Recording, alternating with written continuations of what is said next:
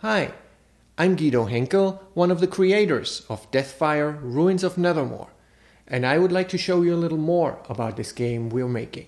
Now, I've been making computer games for over 30 years, and many of them were role-playing games. But I'm not here to talk about my old stuff. I'd much rather show you the game that you can help us build. Ruins of Nethermore is a single-player, first-person game that allows you to build your own party. You select 4 characters, you build them up, and over the course of the game, you will be able to recruit 2 additional non-player characters to the party. One thing that is really important to me when making this game is the depth of it. So we give each character in the game a full set of traits, 34 in this case, and in addition to that, every character has certain base stats which determine things like strength and dexterity, intelligence, your usual role-playing stuff. But it's really those traits that make the difference, because with those we can make sure that the character is truly a character, that they will act and interact with their environment, that their phobias, their fears, and their thoughts really play into what they're trying to achieve and how they're going about it.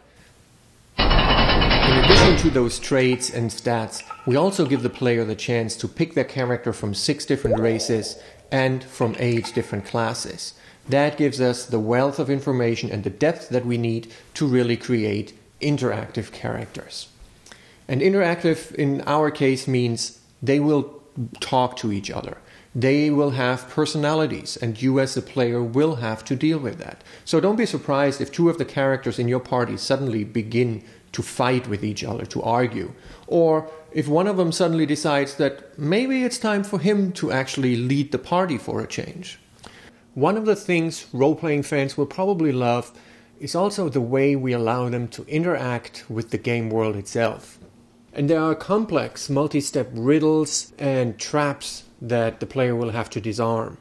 On top of that, the player has to assemble items throughout the game and create specific tools or to actually build traps of his own. And, of course, the player will also be able to use the level layout itself to his advantage. All these elements will hopefully ensure that playing Deathfire will not be limited to just pressing a couple of buttons or smashing a couple of barrels. It'll really offer the wealth and the breadth of true RPGs.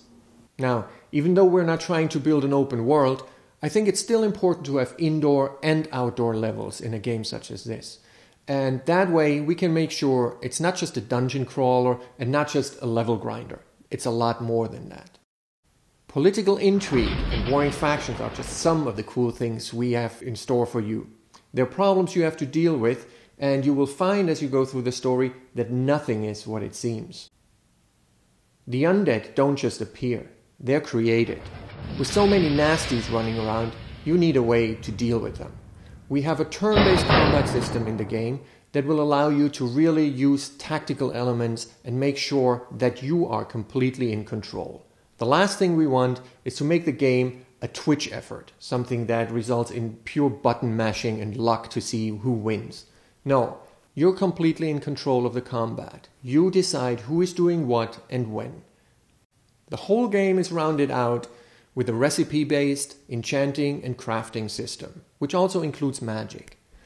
With that, you can build powerful weapons. You can create more powerful and better potions, different potions. And because it's recipe-based, you can actually experiment. You can try, you can throw stuff together and see what happens. Sometimes it'll be cool, sometimes it'll be not so great, sometimes it'll be completely useless.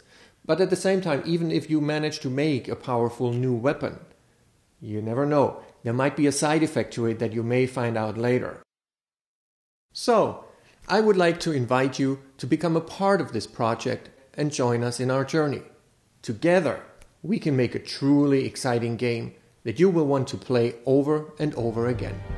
Thanks for supporting us.